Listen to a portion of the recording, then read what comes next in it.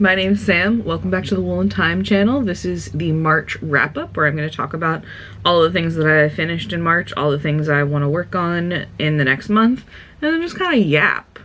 You can find me all around the internet at Wool and Thyme. I pretty much kept it consistent. I have some links down in my what is it called? I don't know, I'm pregnant. You give me a break. In the, description. Description's the word I was looking for. Fuck. There's some links down in the description if you want to find me other places, and also check out my Mercari. We'll talk about that later. How y'all doing? The weather has changed. It's beautiful outside. I got a lot done in March, and I'm excited for a very productive April, hopefully. I'm feeling like 1000% better than I was before. I think I have turned the corner. I'm now 5 months pregnant, 19 weeks, and I'm starting to get my energy back, and I feel less like, I don't know, bump on a log. I'm having fun. I went to a 5-year-old's birthday party this weekend. It's pretty sick. I'm not as cold as I thought I was. I don't think I need this. Look, my arms are out. It's spring. So let's talk about FOs. So last month I only had 2. This month I have 6. I have 6 FOs this month. Like I said, very productive. The show finished. The community theater. I was doing a spot of costuming. So I was able to be home more, and also even when I was out and about, I had some really good portable projects this time around. So oh my god. I was just saying I'm not tired anymore, and here I am yawning. I had some good portable projects this time around, so yeah, I was able to get a lot done, and I actually felt motivation to work on some crafts. So let's talk about it, and I'm gonna start with knitting. So this is cheating a little bit. I did technically finish these this morning, but since they were mostly knit in March and I will forget about them by April, but the April wrap up, I'll show you these socks now. These are just a pair of vanilla socks, and the yarn is from Gynx yarns, who does not dye anymore. But yeah, I've been trying to knit this pair of socks for a few years. This was the oldest skein of yarn that I had in my stash. I think because it's like a dyer that doesn't dye anymore, my brain was going, this is like a special skein of yarn, so I better be real careful with it. It's not true. I mean, it is special, but I mean, it's just another skein of yarn, and there's gonna be many more cool skeins of yarn. It's crazy. I did frog like 6 or 7 times knitting these socks over the past few years, and I really just wanted to push through and finish it, so I went with vanilla socks. I think it looks really cool. Like, the yarn looks cool on its own. It's called like Vampire or something. I want to say Vampire Money, but I know for sure that's not correct. I think it's just called Vampire. Yeah. So it's nice because it's got red in it, but these darker parts are blue. It's not black. It's like a blue, which I thought was interesting. And it's just like a really nice, cute little sock. And I knit these for me, so they were small, so they went pretty quick. I still have a bunch of yarn left. That's, 100-gram socks. Knitting 100-gram fingering weight yarn, I always end up with half the skein left. This will go into my scraps bin. I know that seems like a lot to go in my scraps bin, but I'll show you the project that I'm using my scraps bin for, and you'll understand why I don't mind having larger quantities in there.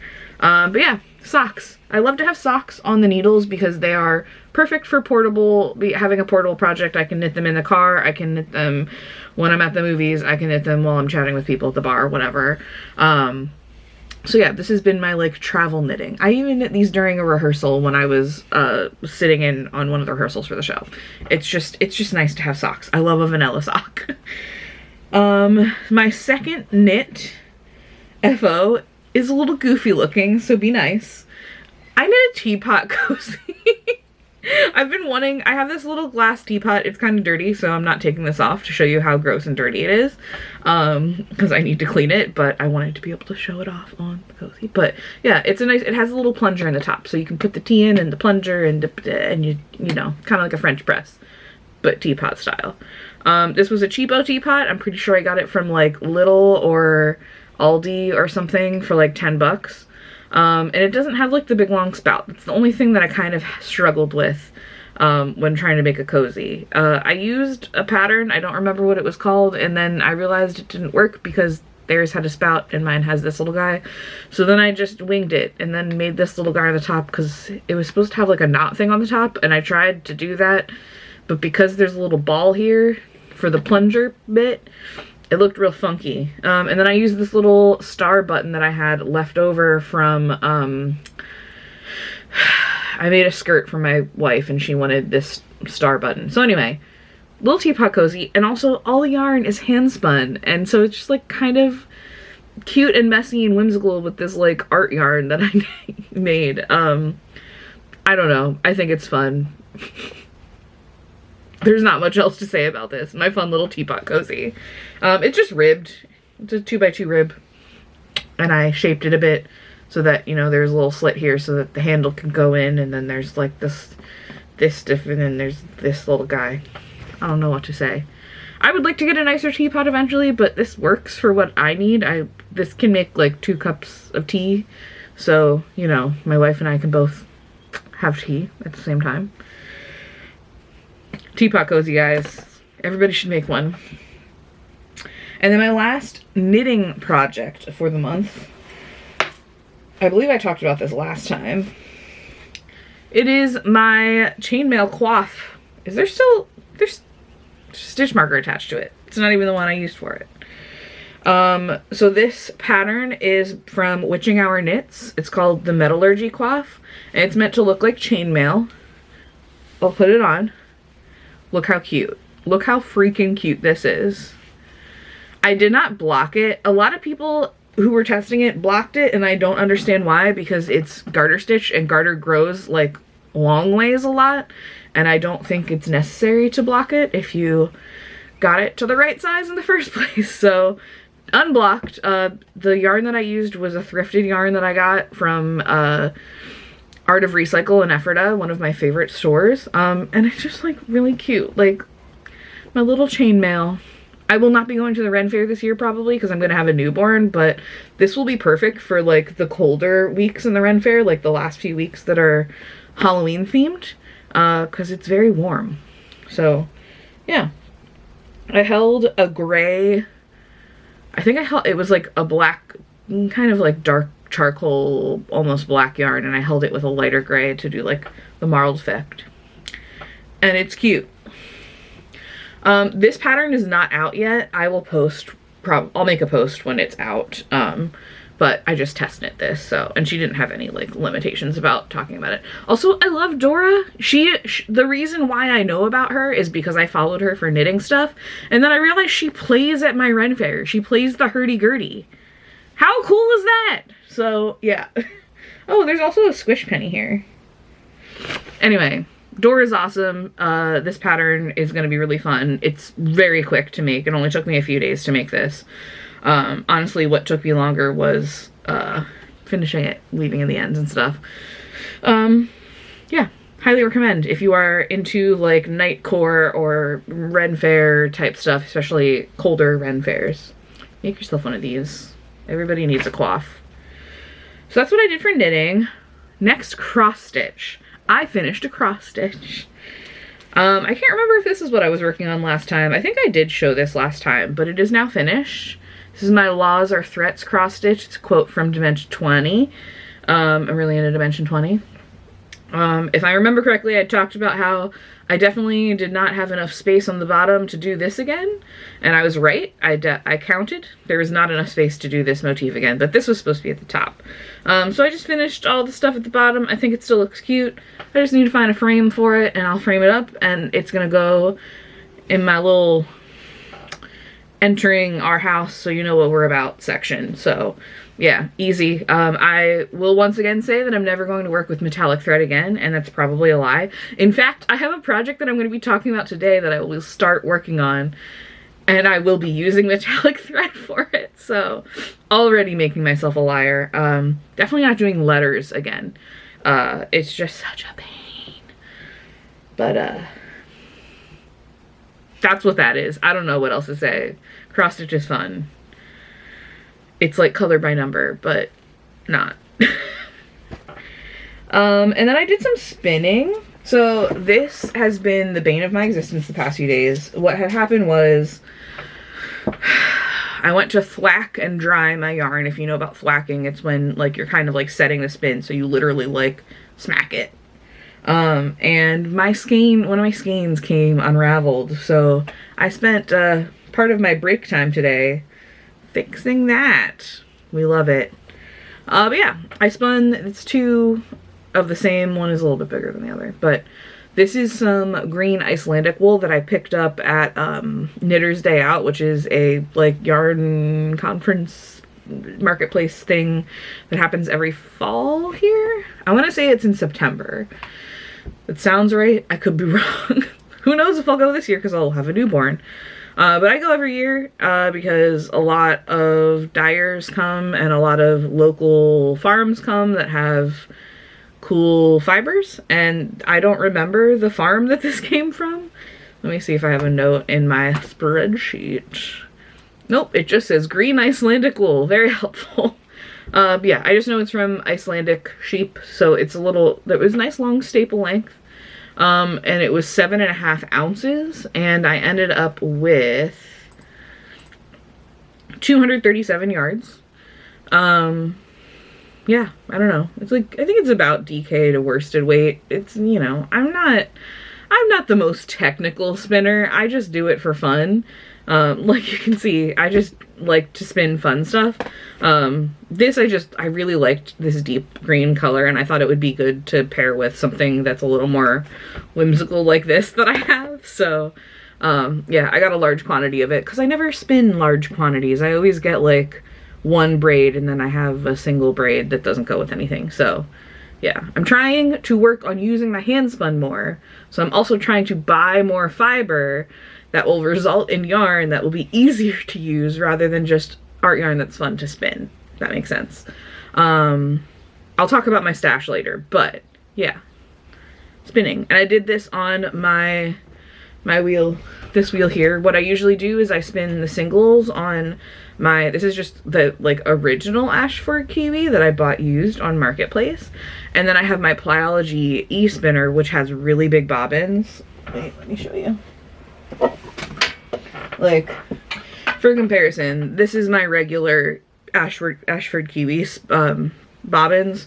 These are the Plyology bobbins. So it's really easy to ply a couple of these onto here without having to like break yarn and make mini skeins. And yeah, I don't know. This is really pretty. I think this will be very useful.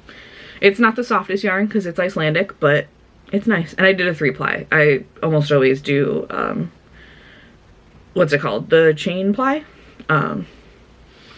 It's just what I like to do. I find it very zen to do the chain plying. And I had like a weird amount of yarn. It wasn't even, the bobbins weren't even, so I didn't want to try to do 2-ply and stress myself out. I'm trying to minimize the stressing myself out part. So that's my spinning. And then the last thing that I have, you probably already saw if you watch my reels or YouTube shorts, because I cannot stop wearing this. My my mushroom jumpsuit. So this, the idea was I really like the Hot Shot onesie from Free People, which is just like a very like stretchy one-piece jumpsuit type thing. I don't know. For a while I saw them everywhere and I desperately wanted one, so I made one in green. It's sitting over there because I still am trying to deal with the hot glue problem that I gave myself. But yeah, they're just expensive. They're like 80 bucks a pop, and also the sizing is for smaller people. They're meant to be baggy, but like this, largest size they go up to is like an XL, so it would like technically fit me. But I wanted the big, baggy, comfy kind of thing. Like I said, I'm pregnant. I want something that like is gonna be fun.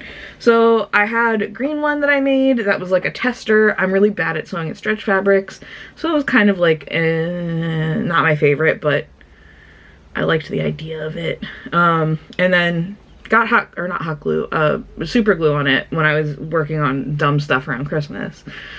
And then I just kind of like didn't want to work on this one, which I've had the fabric for,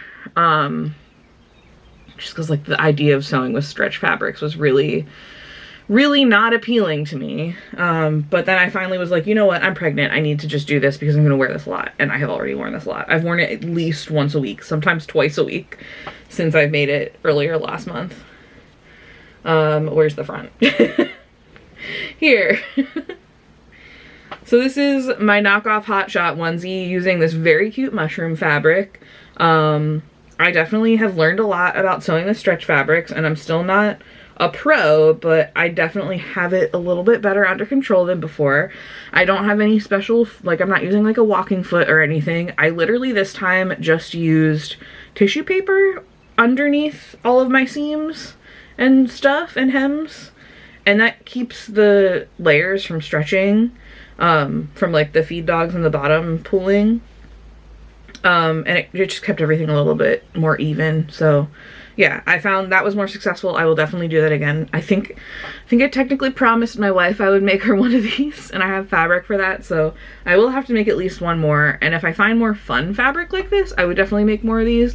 I don't know personally that I would do another plain colored one, just because I want to be more fun and whimsical. But yeah, so I was trying to mirror the Hot Shot onesie. The pattern that I used is a free one from Mood Society. And it's called the Sunday Morning Jumper.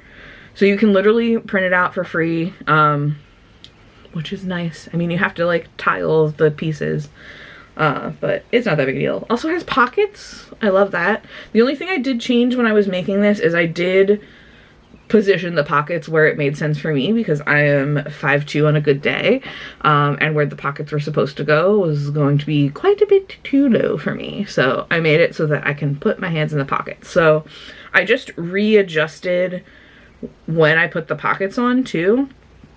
I put them on a little bit earlier than when the instructions told you to, because they told you to after you sewed the crotch shut.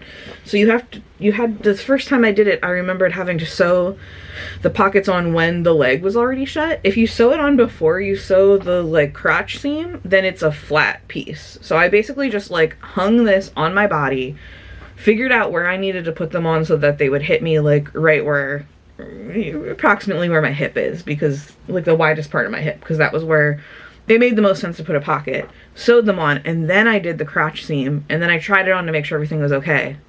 And it was, and I'm just like, so that is my recommended alteration to the order. Once again, this is a free pattern, so like don't expect too much.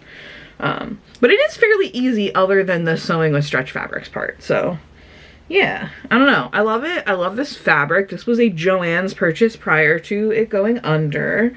And I'm very glad that I got enough so that I could do this, because I'm going to wear the shit out of this until it probably falls apart. Yeah, so that's my last FO. So next, let's talk about not just whips, but kind of like goals for what I would like to work on in the next month, because I've done pretty good at not like compiling a bunch of whips, so I'm definitely gonna be starting a bunch of stuff in the month. So I just want to like convey to you what I would ideally like to see happen in this month. So first of all, I'm working on this wrap. I just cast this on during a meeting today. So I've got this much so far, but so that you can see a visual of what we're working on. It's called the North Direction Wrap Shawl. I don't know. And it is like, it's a V-shape crochet with moss stitch. Is that what it's called? I always forget moss. Yeah, moss stitch, which I love moss stitch, so super easy. So it's just, you do increases and then you skip stitches so that you get that V shape. And then, wait, there's a diagram, a very good diagram, and I don't mind showing you because this is a free pattern. So the first part, you make this piece, and then the second part, you fill it in and decrease until it is, yeah. You see, you understand now. So the yarn that I'm using, I have a bunch of it. And they're all different colors. And I have like a color sequence planned out, but they're all these little colors. They're all natural dyed, and it's from a local place called Berry Mountain Color Farm. I think it's merino yarn, merino wool. I don't know. Oh, and it's single ply. I don't know the exact yardage, but with this pattern, you just like knit a third of it and then start decreasing. So that's fine. That's perfect for me. But yeah, I have a bunch of different colors. There's yellows and blues and greens. Well, one blue, mostly yellows and greens, and then like tan. It's all natural dye. And I purchased them over like 2 years because they came in little bundles of minis. They're 20-gram minis. So I had purchased one year, and then I was like, I think I kind of need more yarn to do something with it, so I purchased the other, and then I forgot about it. So this was dyed in 2023, but like, people complain about the longevity of natural dyes. This is beautiful. Like, these are fine. Like, you see this? This is woad. This is fine. Yeah, so I'm looking forward to working on this. I would really like to finish this before, I want to say it's the 18th, which seems like a lofty goal because it's a little over 2 weeks, but it's crochet, and like crochet moves so quickly. I think I can, or maybe it's the 19th. I think maybe it's the 19th. Whatever day it is, there's the Earth and Arts Festival, which is where I got this, and I'm pretty sure they're going to be there again this year. I have to double check because I could be wrong. But it just would be nice to have the naturally dyed shawl to wear to the Earth and Arts Festival. This is a really cool festival that they hold in my area. It's all like natural vendors and like a little hippy dippy, but they do like demonstrations on like gardening stuff. They usually do like a backyard chicken demonstration, like gardening, composting. There's always some sort of like animal rescue there. There's one that had like this really cute one-eyed possum. There's like vegetarian and vegan food vendors, and non-vegetarian vegan, but like I feel like they try to highlight vegetarian and vegan food vendors. There's usually some sort of like community craft. The one year they did screen printing. But yeah, I don't know. They do a lot of really cool stuff there. It's like one of my favorite events that I go to in the area. So yeah, I'm gonna make this little shawl to wear to the Earth and Arts Festival. And honestly, yeah, I think I'm gonna go work on that after I'm done filming this today. Let's see what else.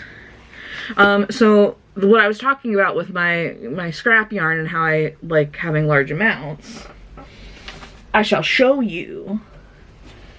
This is what I'm using it for. I don't know if I've showed this before, but I think I've mentioned it. This is my scrappy blanket project of the moment.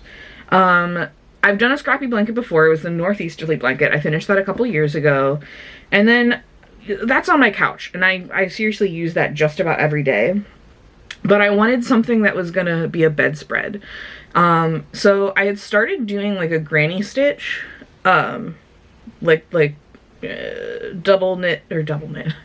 crochet granny stitch type thing, and there was just too many holes.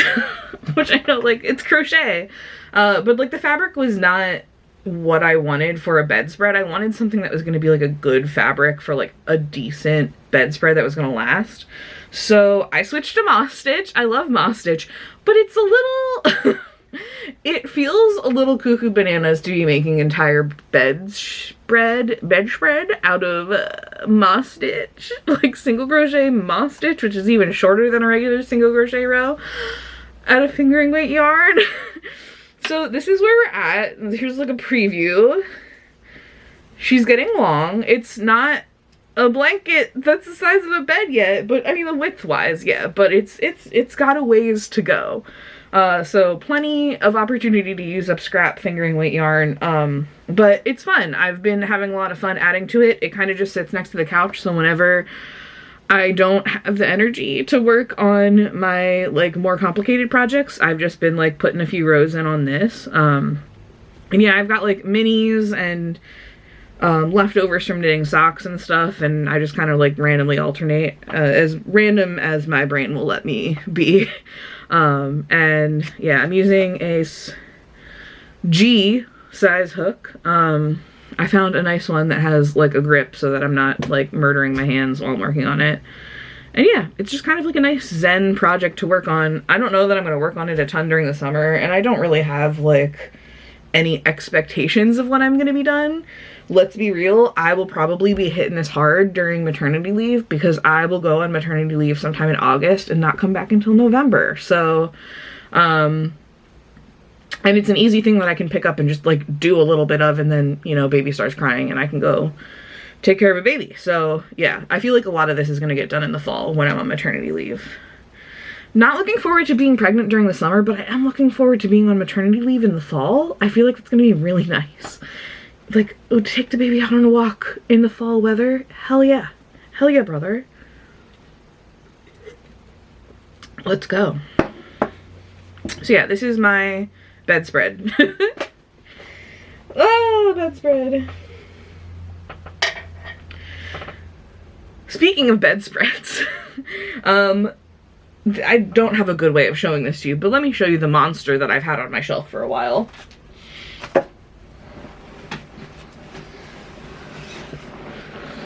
This is my constellation quilt. I started this months ago. I pinned it together, made the sandwich, and was like ready to go. And then I realized I didn't have the energy or time to work on it.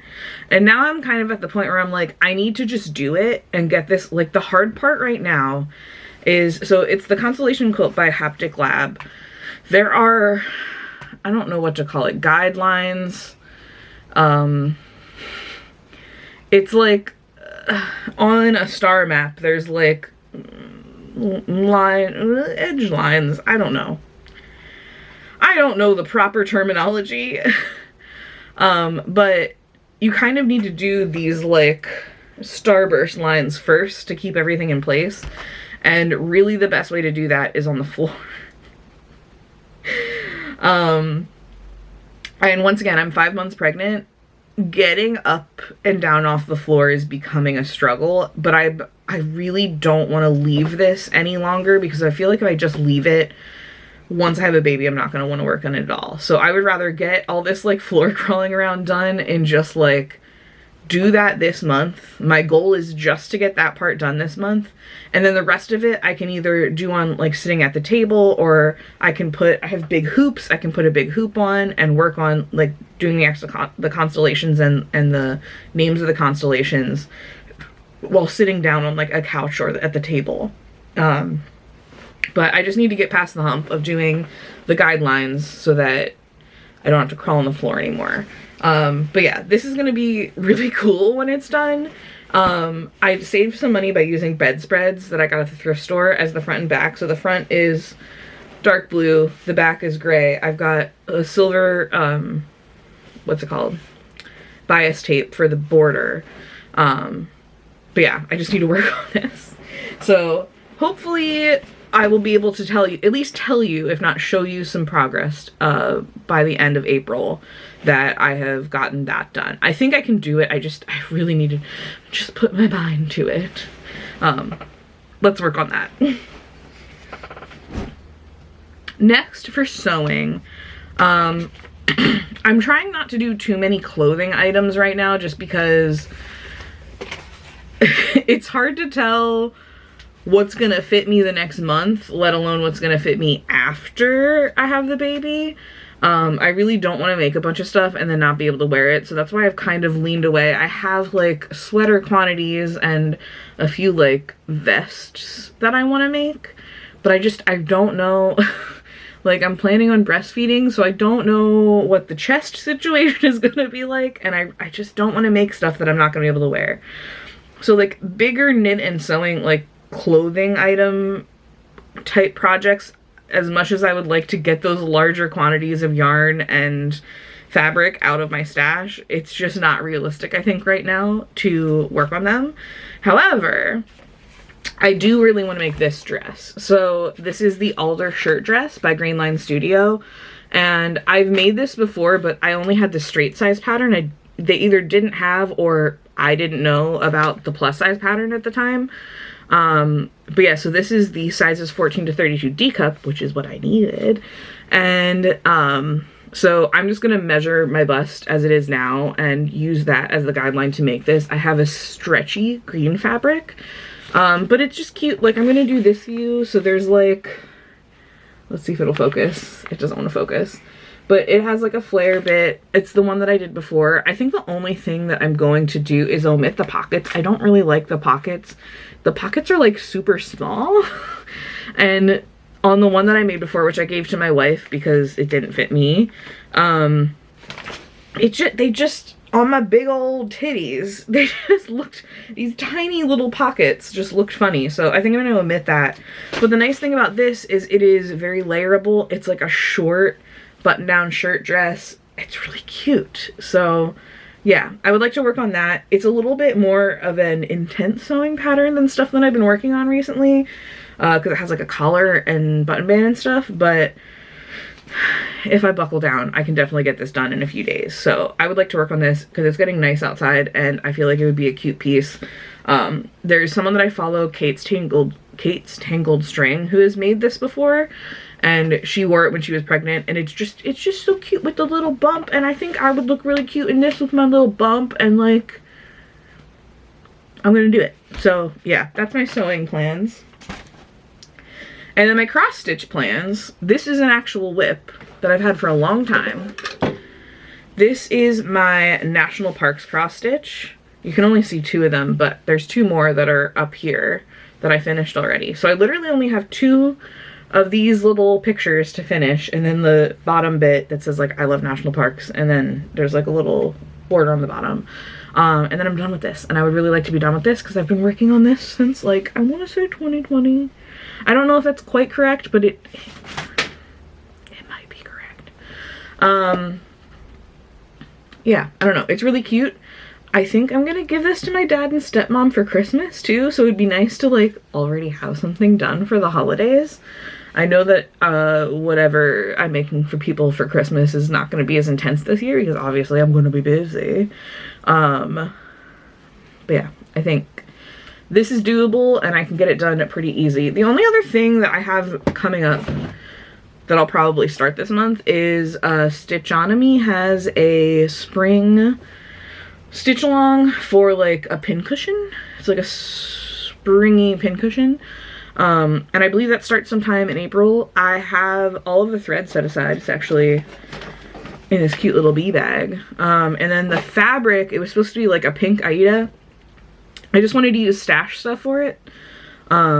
So I have it dyeing right now, like glass jar with a little bit of dye in it, sitting in my greenhouse, and I think it'll be okay. I think it'll work out. Yeah, because I'm just trying to use stash. And the same with the thread. I didn't buy any thread. I just found a bunch that semi-matched what it was supposed to be, good enough. And then I used, they always come with these nice little guides that tell you what floss you need. And I just made notes about what substitutions I made. I did that for the cross stitch that I just finished too, the Dimension 21. Because I have a decent amount of floss from various, you know, cross stitch and, you know, embroidery projects that I've done. So I'm trying to avoid buying a bunch of extra stuff when I can just make some general substitutions and, you know, whatever. Good enough. Okay. So that's it about what I want to work on. So my camera started overheating. That's a new one. I don't know why it's like not warm in here at all. Anyway, I'm just gonna yap now, so if you only came here to like talk about you know, my craft projects, that's cool, you can go. I'd love it if you stayed though, but like if it's not your thing, I understand. Yeah, so let's talk about gardening first. So I started working on the garden again mostly this week, a little bit last week. I built a greenhouse, which I like a lot. It's not like a full greenhouse, it's like a glorified cold frame, but it's been perfect. I have all of my little plant starties in there. And that means that I can start moving stuff out of my office. I don't know if you can tell, there's a little bit of a red glow or a purpley glow coming from that way. That's because that's where my, like if I put my hand here, you can see the purple. See the purple. That's where I had all of my little baby seedlings when it was too cold to go outside, but the weather's a lot better now, so we went back outside with that. And yeah, otherwise I've just been like adjusting to what my energy levels have been, which it's different now. I'm so used to being able to just like kind of go for hours and not really have to stop, and unfortunately, once again, 5 months pregnant, not a possibility anymore. I did just buy a little garden stool for myself because I'm mostly growing in the raised beds. And I was finding that like stooping over to like weed the raised beds was not working. So I got a little adjustable stool so that I can like sit and I don't have to like try to squat or like kneel on the ground and then have trouble getting up, or bend over, which is not easy. So that's nice. I wasn't gonna garden at all today because it was supposed to be raining and now it's sunny, so oh well, it's good to take days off. But I am trying to work on things throughout the week a little bit more than I used to. I used to essentially bust out all of my garden chores on like a Saturday morning every week, and I just don't have the energy to do all of that work one day, like in one session. I'm very much like taking my time with it. I did reduce the amount of garden space that I'm growing in this year, which was tough for me. I hate doing that, but it's for the best because I'm gonna get overwhelmed very quickly if I have too much space. So I'm just growing in the beds, and then my like herb garden, which pretty much takes care of itself, so a lot less. The big field that I had last year simply did not work. Like even if I wasn't pregnant, it wouldn't have made a return. So that currently is weedy. Our plan is this weekend to go through and basically mow it down, and we're gonna reseed it with like clover, hopefully, just to see if we can like get it not looking so bad, so that area is usable for like, we have a couple things we want to host this week, or not this weekend, this summer in our garden, including our baby shower. So we would like it to be like as close to normal grass again as possible. I know there's gonna be weird stuff sprouting up there because obviously I was growing food there last year, but yeah, we're hoping not too much comes up. Excuse me. So I took a weed whacker to it yesterday and got a lot of stuff up, and then we're gonna mow it down this weekend. I am crocheting right now. Where am I going? Into this one. Okay. But yeah, I've just been taking it easy. It's hard to bend over. I'm also taking it slow with like getting new stuff in the ground, just like seeing how things are doing. I did have some stuff that I planted in the fall that overwintered that I wasn't expecting to. I thought it was just going to die back because I planted it a little bit late in the fall. So like Brussels sprouts came back up. It's still growing incredibly slowly, so they might not make it to being Brussels sprouts before I have to pull them out so that my tomatoes can go in, but I was just like fascinated by that. Same with the cabbage. Like there's cabbage in my tomato bed that I planted in the fall that's only just starting to come back. I have a whole patch of spinach that I had planted in the fall that nothing really ever came of it because it got cold too fast, but I've harvested already from that. And yeah, I started putting stuff in. I expanded the spinach because we eat a lot of spinach. I've got kale now. I've got lettuce. I put flowers out there so that it's pretty again. I had a trellis that broke and I tried to fix it and it didn't work, so I ordered a new trellis because that's where I grow my beans. And yeah, I'm just working on all of that.